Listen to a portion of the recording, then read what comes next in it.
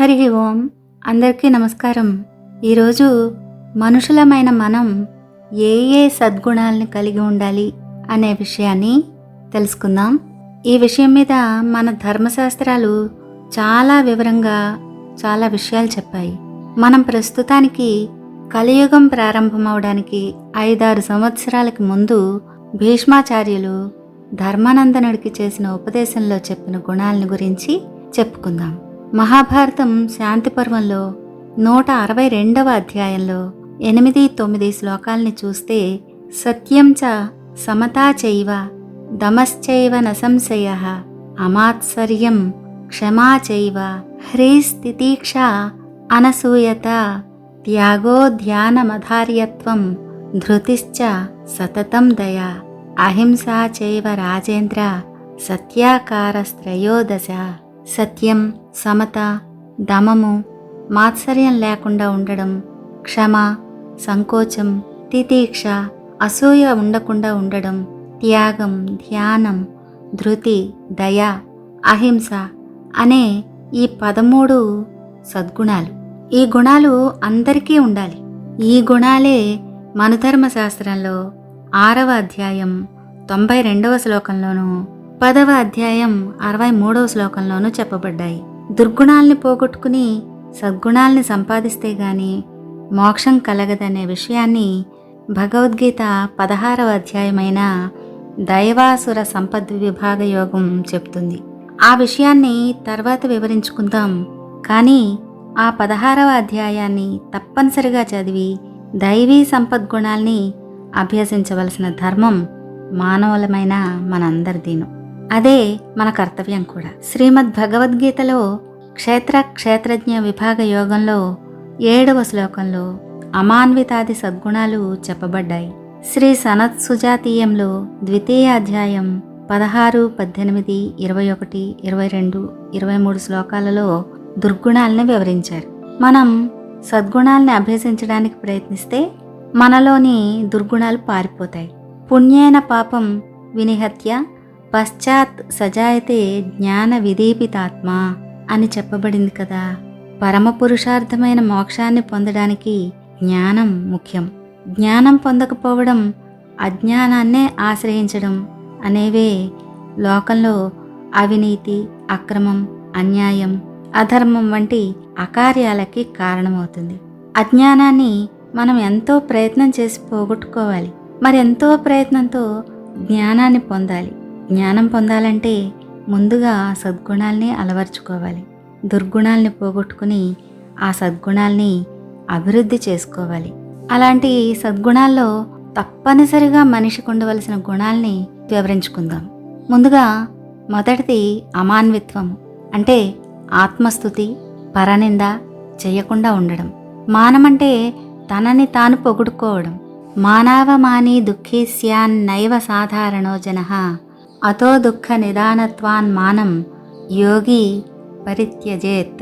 అంటే తనని తాను స్తోత్రం చేసుకుంటూ ఇతరుల్ని నిందించేవాడు దుఃఖాలకి గురవుతాడు. స్తుతి, నిందలు లేనివాడు అంటే తనని పొగుడుకోవడం, ఇతరుల్ని నిందించడం చెయ్యనివాడు దుఃఖాన్ని పొందడు. కాబట్టి స్తుతి, నిందల మీద ఇష్టం ఉంచుకోకూడదు. ఇంకా అన్నాంగనాది భోగేషు భావో మాన ఇతి స్మృతః బ్రహ్మానంద సుఖప్రాప్తి హేతుర్మౌనమితి స్మృతః. అంటే అన్నం, స్త్రీ మొదలైన భోగాల్ని కోరే ఆలోచనకి మానం అని పేరు. అటువంటి ఆలోచనలు లేకుండా ఉండడమే అమాన్విత్వం. అంటే అన్నం తినద్దు, వివాహం చేసుకోవద్దు అని కాదు. బ్రతకడానికి, శరీరాన్ని నిలుపుకోవడానికి అవసరమైనంత మటుకు మాత్రమే ఆ భోగాల మీద ఆలోచనలు ఉండాలి. అదే అమాన్విత్వం. ఇంకా రెండోది అదంభిత్వం. దంభం అంటే లేనిపోని వేషభాషలు కలిగి ఉండడం. కృతం దంభాదదంభ ద్వా కర్మతుల్య శ్రమం భవేత్ శ్రమైక ఫలమాద్యం స్యాద్ ద్వితీయం సుఖసాధనం. అంటే దంభంతో గాని దంభం లేకుండా గాని చేయబడే పనులన్నిటికీ శ్రమ అనేది సమానమే. దంభంతో చేసే పనికి శ్రమ ఒక్కటే ఫలితమవుతుంది. అదే దంభం లేకుండా చేస్తే పనుల్లో శ్రమ ఉన్నా సుఖం అనే ఫలితం కలుగుతుంది. ఇంతకీ దంభం అంటే ఏమిటి అంటే కపటం, మోసం అని అర్థం. అంటే నిజాయితీగా లేకుండా బయటికి మాత్రం మంచిగా గొప్పగా కనిపించడానికి నటిస్తూ లోపల మాత్రం వేరేలా ఉండడం. దంభం అంటే నిజాయితీ లేని ప్రవర్తన. తమలో లేని మంచి లక్షణాలను ఉన్నట్లుగాను లేదా తమలో ఉన్న తప్పుల్ని కప్పిపుచ్చడానికి నటించడమును దంభం అంటారు. దంభం అంటే ఒక రకమైన మోసం.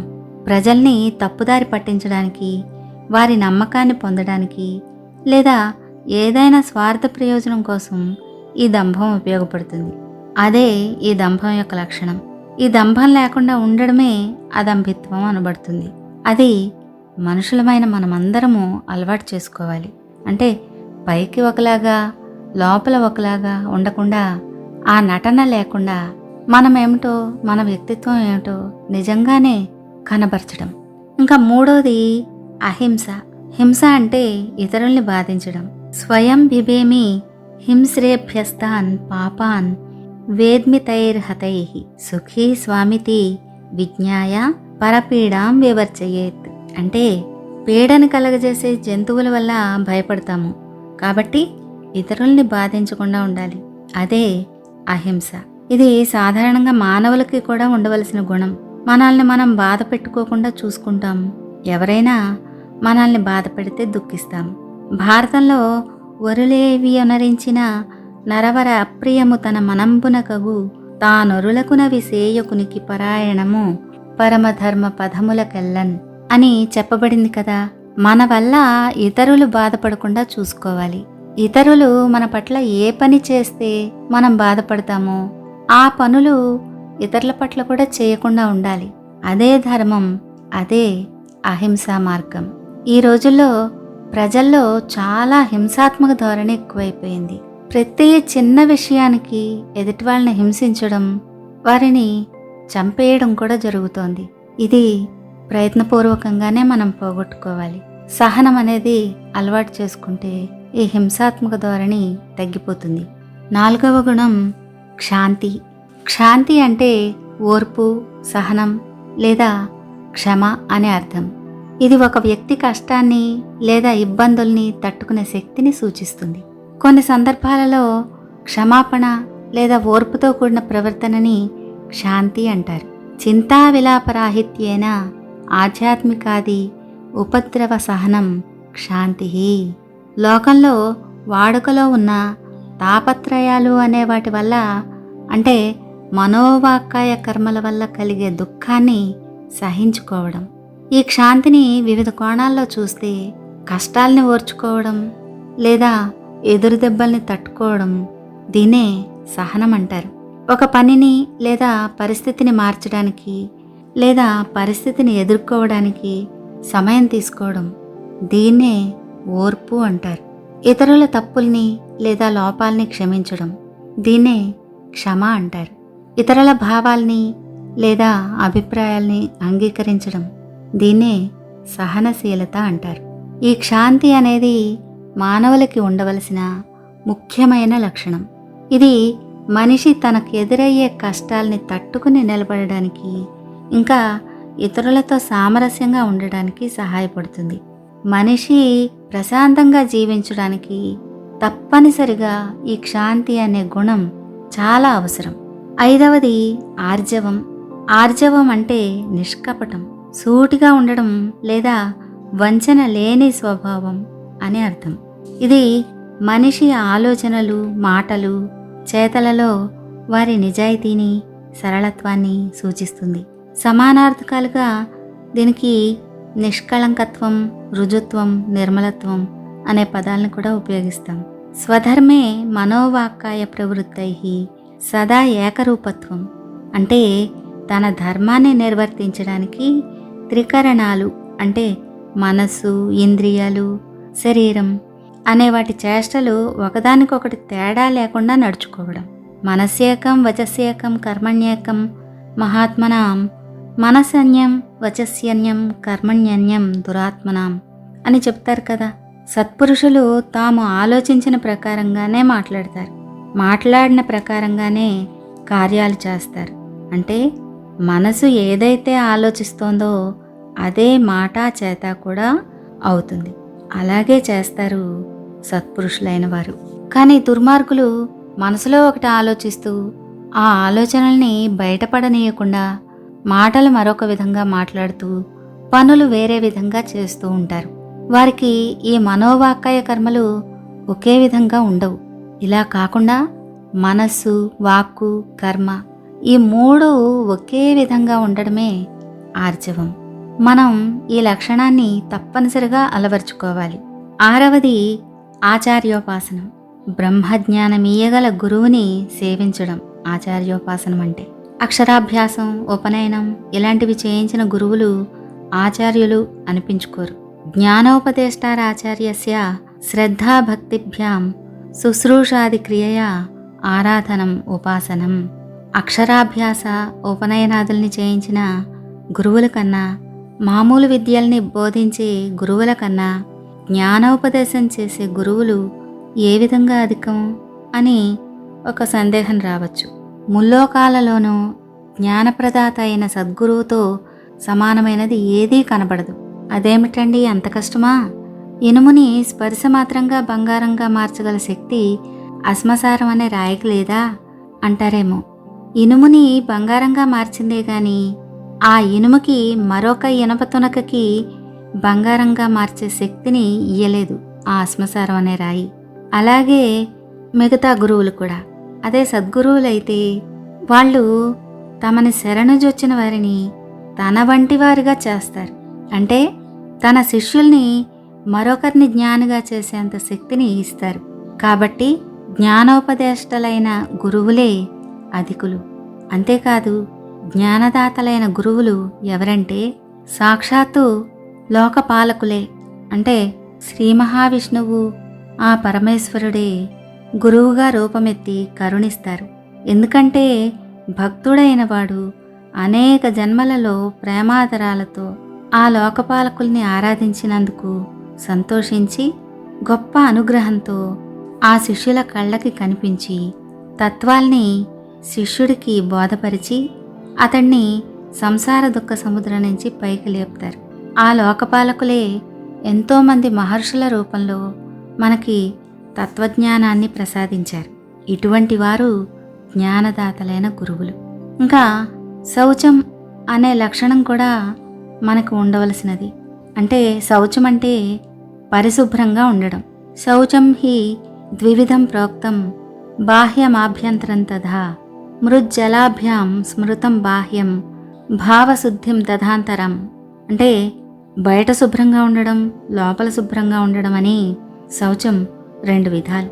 శౌచం ద్వివిధం బాహ్యమాభ్యంతరం చ.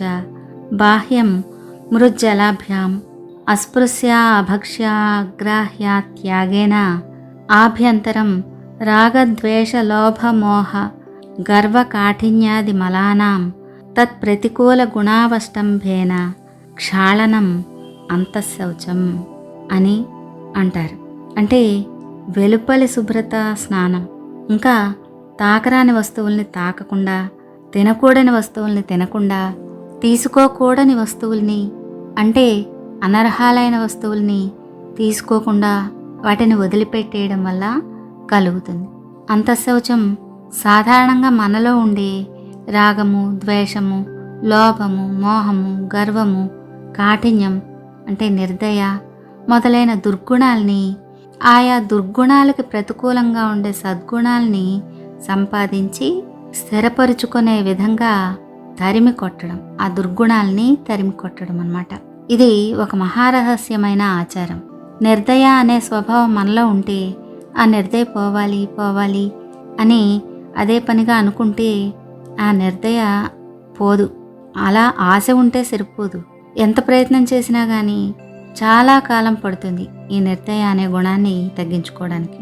అదే తొందరగా నిర్దయ అనే గుణాన్ని పోగొట్టుకోవాలి అనే ప్రయత్నం చేసేవాడు దయ అనే సద్గుణాన్ని మననం చేసి దయ అనే గుణం తనకున్నట్టే నమ్మి దయని చూపిస్తూ అలాంటి సందర్భాల్ని సద్వినియోగం చేసుకుంటూ త్రికరణాల గుండా అభ్యసిస్తూ వస్తే తొందరగా ఆ నిర్దయ అనే దుర్గుణాన్ని నిర్మూలించుకోవచ్చు.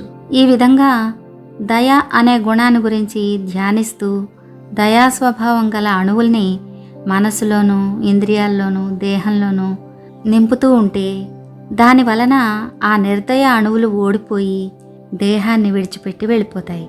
ఇదే విధంగా ఏ సద్గుణాన్ని సంపాదించుకోవాలి అని తోస్తే ఆ సద్గుణాన్ని అనేక విధాలుగా మనలోకి ఆహ్వానించాలి, స్థిరపరచుకోవాలి.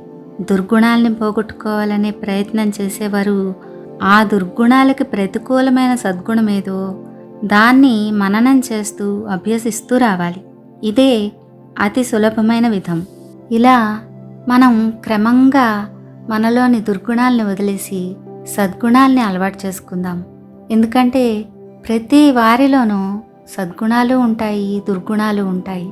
దుర్గుణాలు ఎక్కువగా ఉంటే వారిని దుర్మార్గులు అంటారు. సద్గుణాలు ఎక్కువగా ఉంటే వారిని సన్మార్గులు అంటారు. దుర్గుణాలు ఎక్కువయ్యే కొద్దీ మనిషికి అశాంతి తప్ప వేరే ఏమీ దొరకదు.